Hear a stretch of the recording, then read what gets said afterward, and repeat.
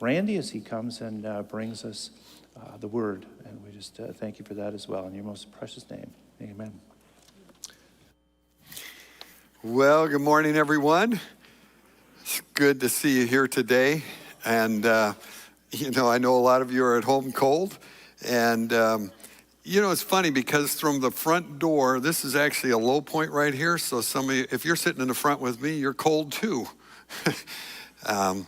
No, actually, this is really a blessing for those of us who get a little older. That when you're sitting in the cold, it brings down your inflammation level. Your hands work better, right? Oh, some of you are not believers yet. Oh, well. Well, last week we began our global month, and we began to talk about that thing that really most of us think about every week. I want to ask you a question. Go ahead and raise your hand on this one. How many of you thought about money, possessions, and stuff this week? Okay, quite a few of you raised your hand, almost all of you. Those that didn't, you're liars, or lying to yourself. It's a daily thing, right? This is something that I think is just vitally important for all of us for our life.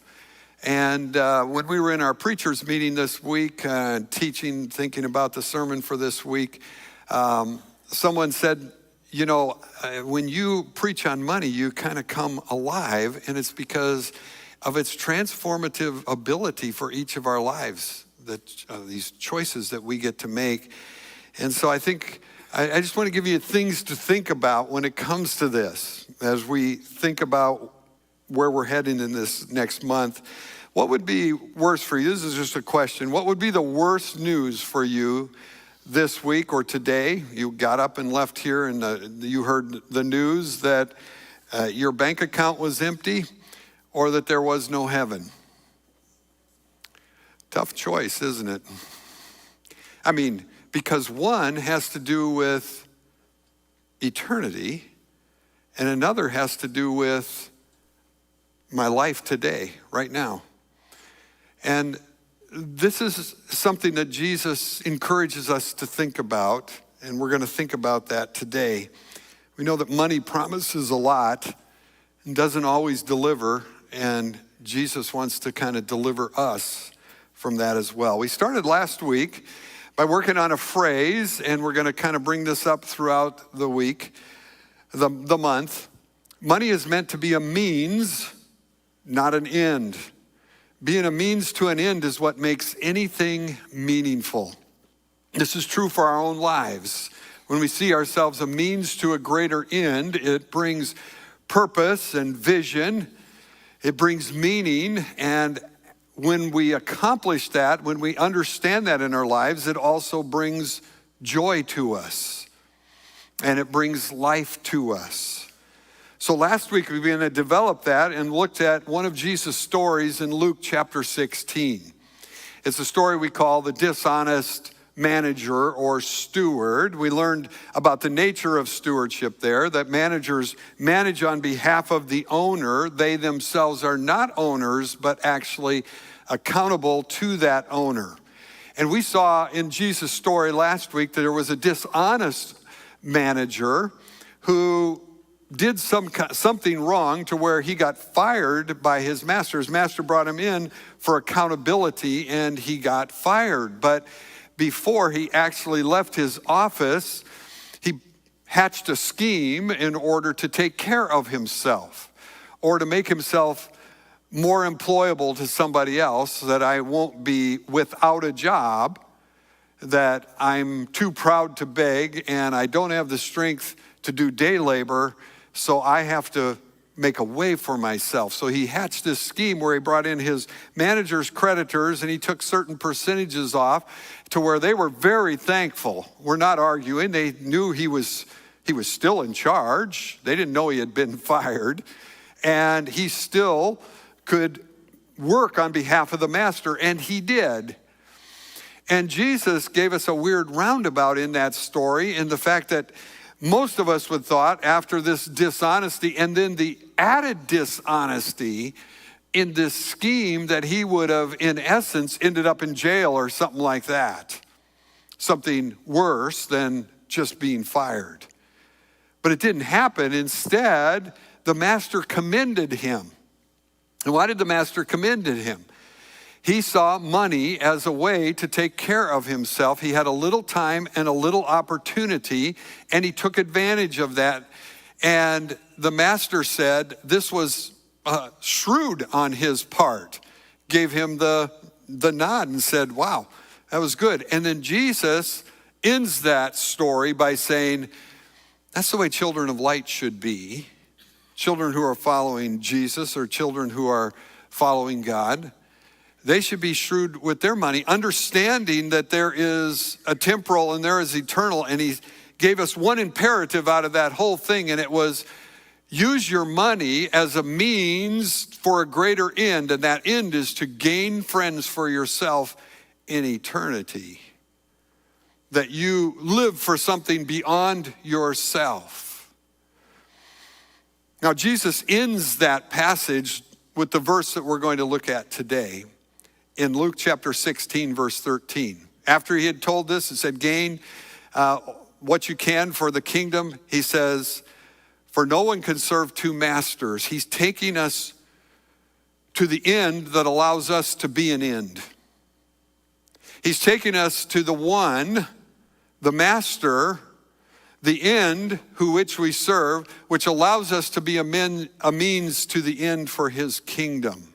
And without that, we wouldn't respond. And he says this, no one can serve two masters.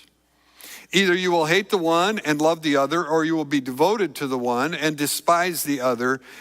You cannot serve both God and money. And it's interesting that after that, in this particular passage, it says that the Pharisees and the scribes sneered at him. And the commentary written by Luke says, because they loved their money. They sneered at him on this teaching. Now I want to take you to the Sermon on the Mount, Matthew chapter 6. So take your Bibles to Matthew 6 so you can write notes in it. Matthew chapter 6, verses 19 to 24 details this same teaching, and we're going to end up in the same place. So today we're going to look at that verse 13 and verse 24 of what it means that we cannot serve two masters. So do not store up for yourselves treasures on earth where moths and vermin destroy and where thieves break in and steal. Go ahead, next verse. But store up for yourselves treasures in heaven where moths and vermin do not destroy and where thieves do not break in and steal. For where your treasure is, there your heart will be also. The eye is the lamp of the body. If your eyes are healthy, your whole body will be full of light. But if your eyes are unhealthy, your whole body will be full of darkness. If then the light within you is darkness, how great is that darkness? And here we come to this verse. No one can serve two masters. Either you will hate the one and love the other, or you will be devoted to the one and despise the other. You cannot serve both God and money. Now, in this particular passage in Matthew, we have three different pictures or images for us to think about. The first one is that of treasure. And verse 19 tells us, do not store up for yourself treasures. Now, the word for treasures and the word for store up are the same in the Greek. So Jesus is saying, do not treasure up for yourselves treasures on earth. The word here is the word that actually means to put in a safe place. In the Old Testament language, it was a storehouse. It was to put it in a safe place. For you and for me, it's we put that in our bank account, or we put that in our safety deposit box, or our 401k. It's safe. It's going to be there for me. Now, all of us that think about this in a deeper ways go, well, that might not be for you, because the Lord even said last week, that will be gone someday, but we hope it's there for us when we need to use it, when we need to buy groceries, when we need to retire, so on down the line. That's what this word is all about. It's interesting that even in the last 3 years, something that hasn't happened for years happened, that we had a run on banks because people thought their money wasn't secure there. They had to get it out or they would lose some of it. This happened back in the Great Depression that we had as well. And here in this particular verse, we're told in a negative way, do not do this. This is the actual imperative here. This is written in the imperative or command form in the Greek. So this is our command. Don't treasure up for yourselves treasures on earth or earthly treasures. And because you know what can happen to those, moths, a lot of people wore their wealth in that day. They had beautiful garments like this, and sometimes with jewels put in them and all stuff. They wore their wealth. It was a part of their life. And we all know that if you put your clothes in a certain place that bugs can eat them. Not so much in our society. This used to be more of a problem when young folks used to get married. They used to get a hope chest or a treasure chest. Some of you, it still might happen today, but not as much, it doesn't seem like. But that cedar inside, you could put your clothes in there and be sure that the moths won't eat them up, right? Because that wood kind of has a smell to it and it keeps those bugs out. That's what we're talking about here. And where vermin destroy. So in some of your Bibles, it says rust. In the 2011 NIV that we use from the pulpit here, the translators saw enough different word usages of this. The word is actually eating away. It actually, when Paul uses the form of this word in the New Testament of those eating meat to idols, it's an eating away. And yeah, rust fits, but in the Middle East, rust isn't the biggest problem. This is an agricultural society. And like most farmers know that when you store grain and other stuff like that, mice and rats are a big problem. My cousins and I used to go out to my uncle's farm in Nebraska and we'd take our pellet guns and BB guns and we'd shoot rats. He loved it. I mean, the cats, cats are they're great on a farm. I think all cats should be on a farm. That's where they belong, eating rats and mice. And so this word, some of your Bibles say rust, but something that eats away at your profits. And where thieves break in and steal, and every society has had that problem from then till now, that we worry about that. And he says, so don't do this. There's, just here and now, we all know there's dangers to it, but I want to lift your eyes to look at it from a different point of view, from an eternal point of view. So then he comes to the next verse in verse 20, exact same form, only this time in the positive. Instead, treasure up for yourselves treasures in heaven. That's what you need to do. And so you're seeing that Jesus is given two divisions for life here. Where moths and vermin do not destroy and thieves do not break in and steal. They have no access to this whatsoever. I'm giving you a different and a better way of life and a better vision for your life. And actually, once again, this is in command form. He's telling us to do that, to give ourselves to the eternal. So he lays out a choice for us. It really is a choice of treasure. What you treasure the most, he ends up saying, is where your heart is in verse 21. But where your treasure is, there your heart will be also. Hallmark says, follow your heart. Jesus says, your heart is a follower. It follows the choice you make when you behave that way. Your heart was never in this particular situation because he's talking about treasuring. He's talking about the things that bring passion to your life, the things that you think about the most, the things that govern your life, that when those governors take over in your life, when those passions take over, when those appetites take over in your life, your heart follows along and it gives itself totally to that. And Jesus says that's just an outcome of these choices. It's an outcome. Because your whole person is involved in treasuring.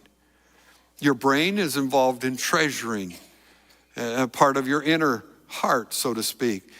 Your material, your physical, all a part of treasuring. Your spiritual, your immaterial, all a part of treasuring, of giving yourself over to that. And then he goes on in verse 22, and he uses the image of an eye, which we're all familiar with. The eye is the lamp of the body. You guys all know that. I mean, that when you wander around your house at night, you can't sleep, and it's really dark. I mean, and you're going like this, you know that the eye is not getting any light to it. And then you're more careful, or you take out your phone and turn your light on. So if your eyes are healthy, this is a word that means singular, whole. It's actually going to be connected to another word that we're going to come to in verse 24, the word devoted. Singular, given over to. And that's, if your eye is whole and healthy, your whole body will be full of light. So, when you walk out into the sunlight and woo, everything comes alive. You understand when you drive at night as opposed to during the day that your vision is limited. Even though you have your headlights and everything, wow, there's just so much going off over here that is darkness to you. You don't see it. And for you and I, this is the image that we get. So if your body, our eyes are healthy, your whole body will be full of light. Verse 23 then says, but if, in contrast to that, your eyes are unhealthy, they're divided in essence, your whole body will be full of darkness. So when what's coming into your eye gate is not light, it's disconcerting to us. There's darkness there. We don't see everything. We wonder I wonder what's off over there in the darkness. And that's the way nights are. Then he kind of ties it all together and says, so he's talking about what enters our eye gate, what enters our material eye gate, but representing immaterial eye gate.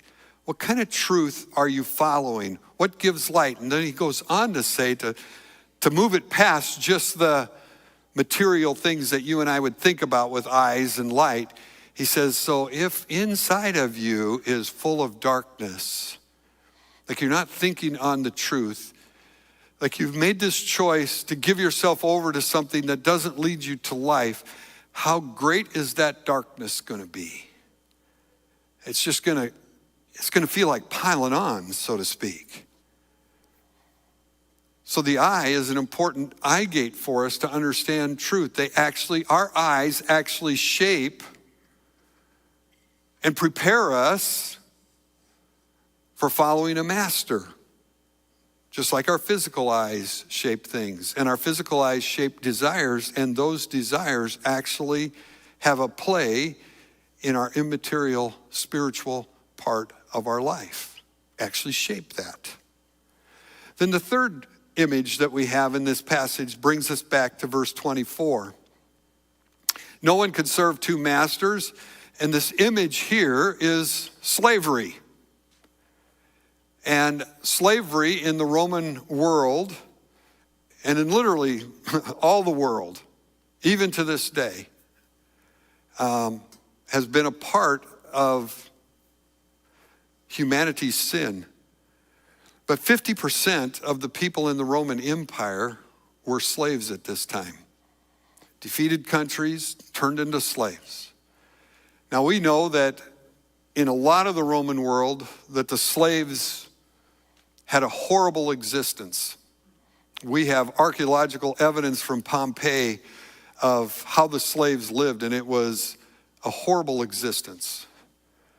But there were other slaves in the Roman Empire that had skills, and they would sometimes be able to work their way out and to be independent eventually, or to serve masters who, in essence, had them run their businesses and were managers, so to speak, and they had a pretty decent life. The master would provide for them. But the majority of people, the backdrop here is a lot of people, and almost no one chooses to be a slave to someone else where they don't have rights.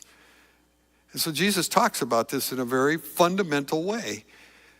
He takes something that is physical and ugly, and he says, there is something here on a spiritual level that I want you to understand. That no one can serve two masters. When you get bought, that's the only voice you listen to. And you don't have a choice in that, right?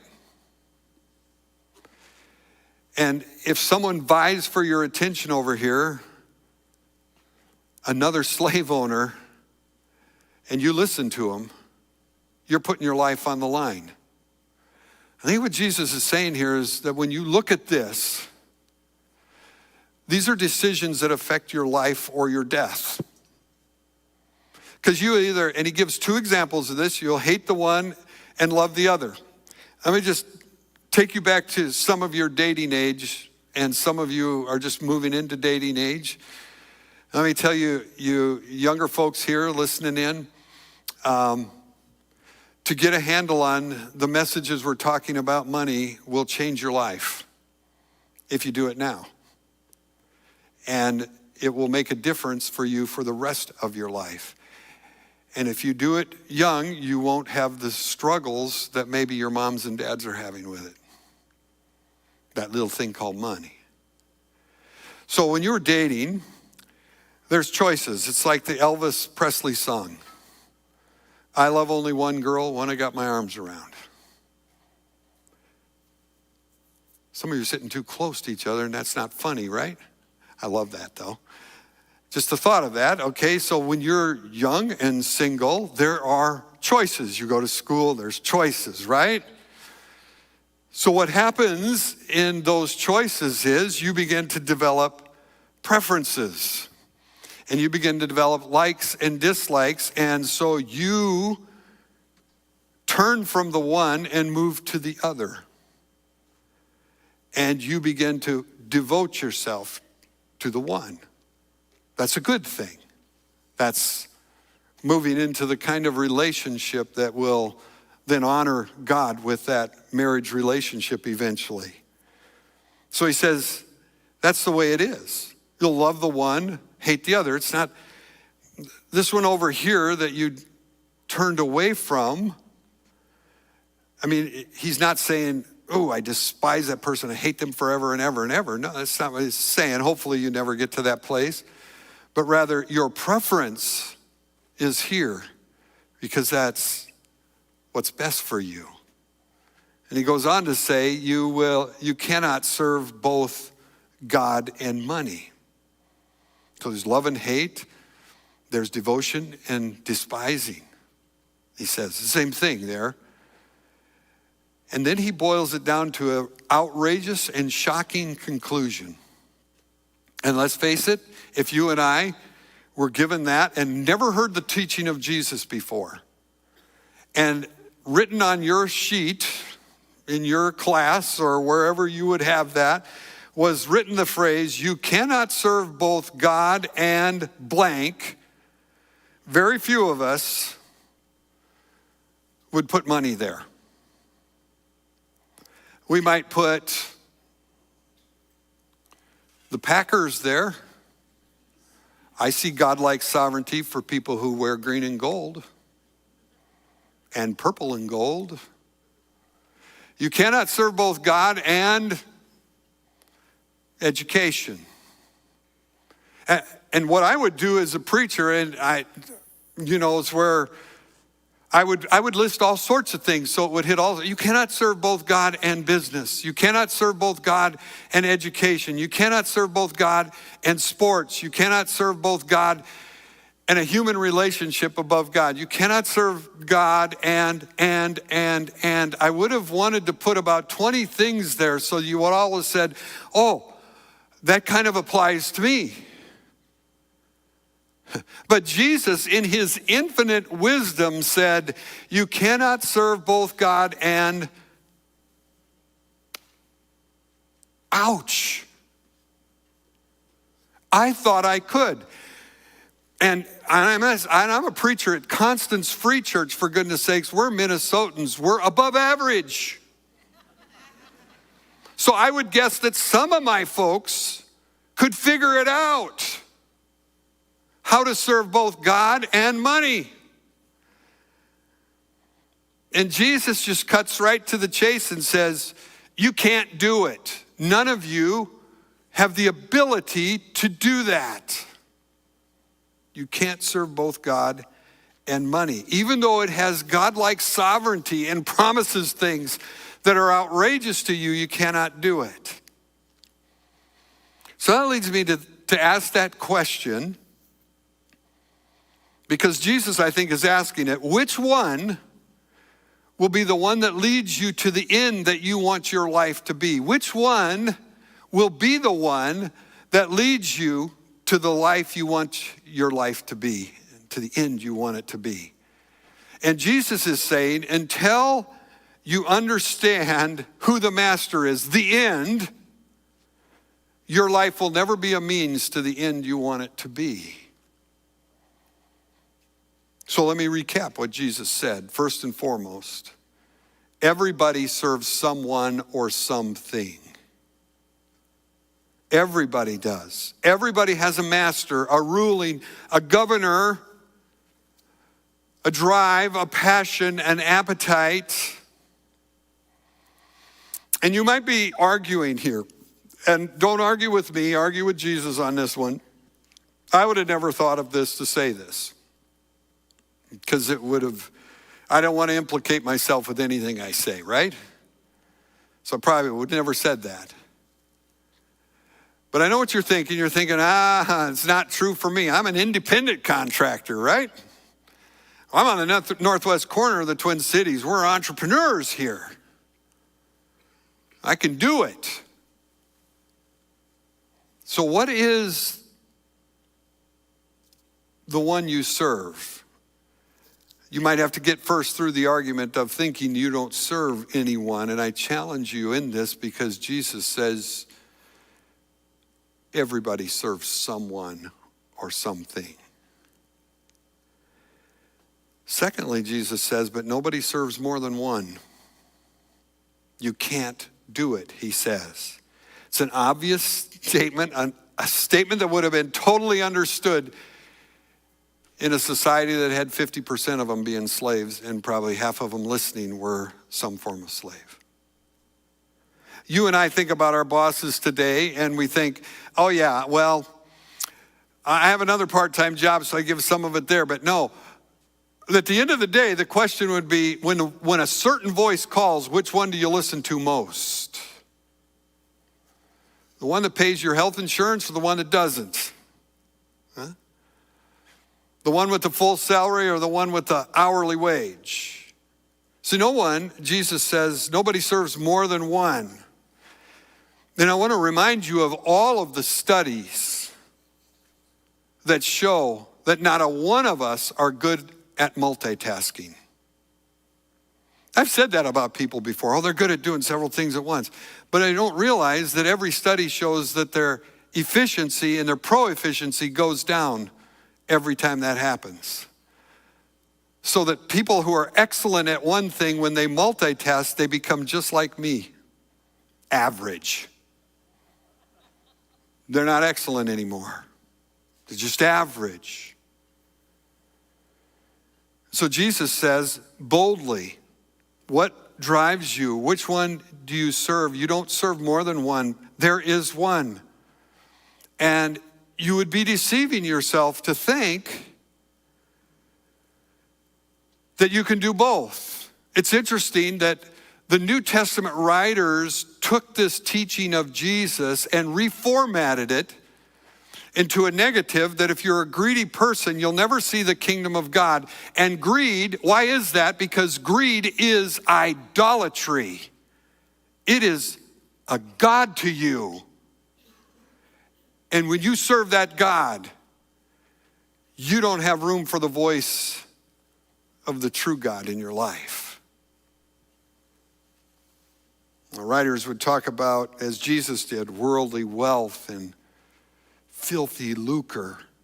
We all have to touch money, and that's not what he's talking about. He's not, although I know some of you, when you touch money, you go to the hand sanitizer right away because that stuff is filthy, isn't it? But it means more than that. It means it can lead you astray from your God. It vies for position. So I would encourage you when Jesus says that everybody serves someone or something, but nobody serves more than one, that you would look deep in your heart and just ask the question, well, which one am I serving? And then Jesus leads us to determine the one. And he gives us a choice, I think, between life and death. He gives us a choice between the eternal and the temporal. He says, do not do this one. It's not good for you, but do this one. It will bring life to you.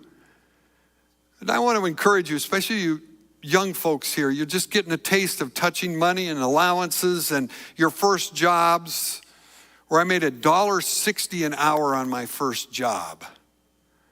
And no, even that wasn't that great in that day either.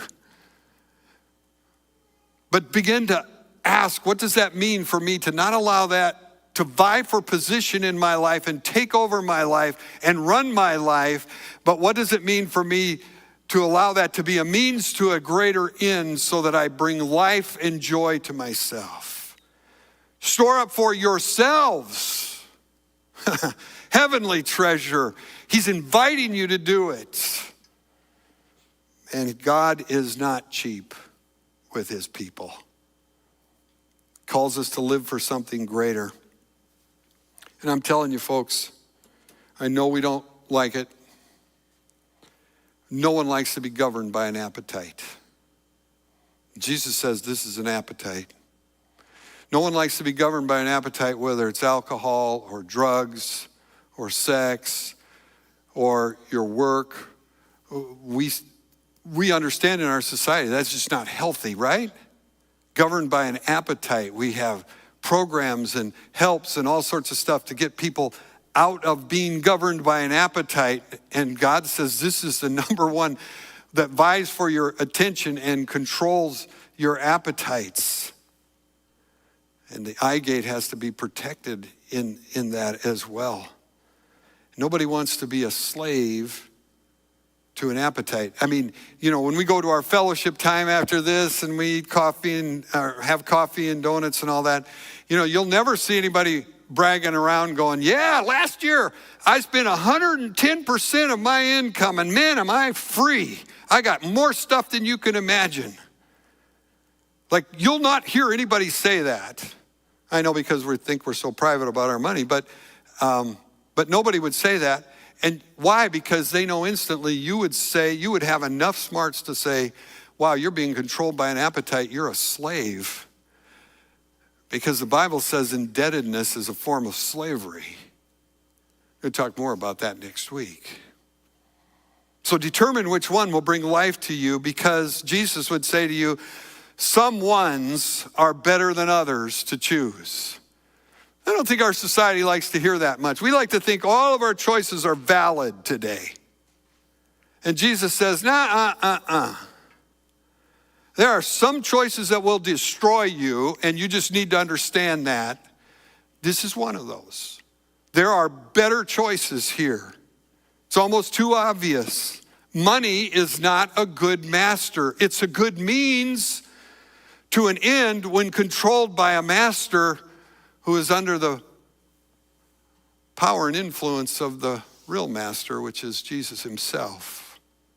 So you can have money, you can have a lot of money, and you can have hardly enough money to live on and still have it in its right position and serve God. You can have a lot of money and you can have hardly not enough money to live on, and it is your God. It's what you think about all day long, how to get more of it or how to invest more of it. And it becomes to you what it's not meant to ever be, to serve yourself. And interestingly enough, Jesus would train his disciples into kingdom priorities, which is putting others before yourself. This is one of those things that help us in that. There's lots of would-be sovereigns in your life that vie for attention in your life. And Jesus says the only way to tame this one is to take it out of that godlike position. And it does that. It talks to you.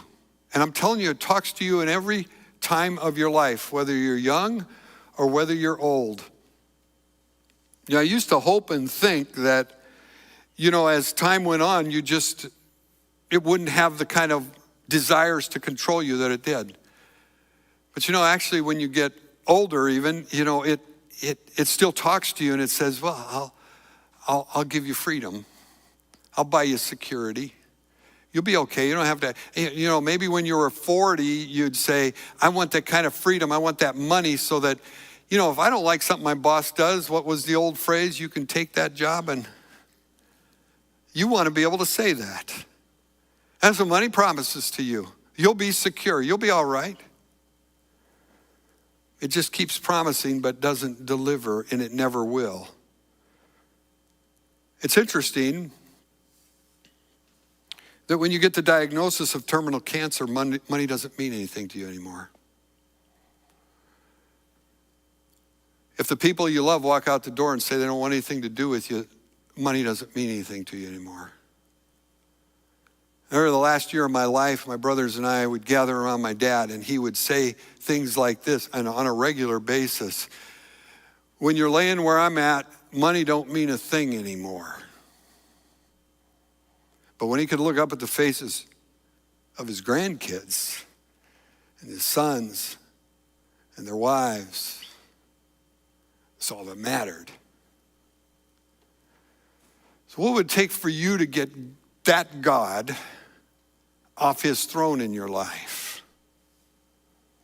So I'm going to give you a test as you leave today. This is a test you might not like, but I want to give you a test. Some of you, this is a journey of what it means to let God have some freedom in your life.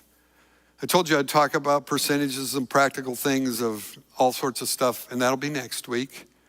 We'll be talking about the things that control you next week. And we'll go real practical next week about that and how we can start to take some behaviors back. But I want to give one behavior to you this week. I want you to try to evaluate the best you can. I'm going to help you with that next week, but the best you can. What kind of money do you give away? Because in the New Testament scriptures, the only way to break this king is, the only way to break greed in our lives is to be a distributor of the means that God gives us. So I want you to do a test for 1 month. And when you get your paycheck or whatever, however that looks like, allowance, whatever. And yes, when I was a kid, my parents encouraged me that when my grandparents gave me birthday money, that I would give some of that away. That you start seeing money in a different way, rather than that's mine. I don't have to share that. And it's interesting how that happens in our life. I remember I used to give my kids packets of Skittles, or I'd give them licorice or something like that. They figured out that Dad wanted a tithe on that. That Dad liked candy too. I bought that candy. I gave that candy to you. If I asked for some of it, you ought to be generous with your dad. Or he might not be so generous with you the next time you want candy. Now that's a human view of it. So I want you to figure that out. Maybe it's 2%, or maybe you give 10% away, maybe you give 15% away. I'm just going to ask you, what would it take to get that God off the throne of your life? And so this is a test. So some of you have maybe given a certain percentage for years, and you're just comfortable with that, and you've learned to live with it, and you kind of feel like the rest of it's yours. And so maybe you need to take a percentage of that above and beyond that now and give that away. And I want you to do something that, 2 cents on a dollar, that's not going to hurt you. You'll never notice that. I want you to take notice of a gift. And if you don't trust our church to take that money and distribute it to the ministry in the proper way, I want you to find it someplace you can do that. Maybe it's a child sponsorship, maybe whatever, I don't know. Maybe it's supporting someone on a mission trip. But you give that extra to where there creates the you notice it. And it's going to create a tension in your life, and that's going to lead you to the questions we've been talking about. Why is that tension there? What does this mean to me? And I've challenged people for years, that I had a testimony last week. A guy came up and said, years ago, you challenged us. Maybe you're just so comfortable with a certain percentage you give, and maybe you should stretch it out. And they have done that consistently for almost 20 years. And to where they're pushing on giving 20% of their income away. And we have folks that have given 50% away in our church. I'm not saying that's where you start. But I'm saying, I want you to create a tension in your life where you ask God, why am I feeling like this? Does it got me by the throat somehow? Is it the king of my life? And so just test yourself out for a month. No one can do this but you. And no one will probably ever ask, although I think you should tell somebody. That helps loosen the grip. Because what you think you own owns you, and you become a slave to it. Let's get free and choose the end that will lead us to freedom. Let's bow together in a word of prayer. Gracious Lord, thank you for your blunt truths to us. We know these thrones don't go down easy. And it has to be more than words. Almost every one of us could quote verse 24 today now, after this message. But knowing those words and seeing that happen in our life are two different things. So help us to even be willing to take the test. To feel that tension and to see if that throne needs to go down. And for that, we know you want the very best for us, and this is good for us. It's better for us. Help us to choose that life.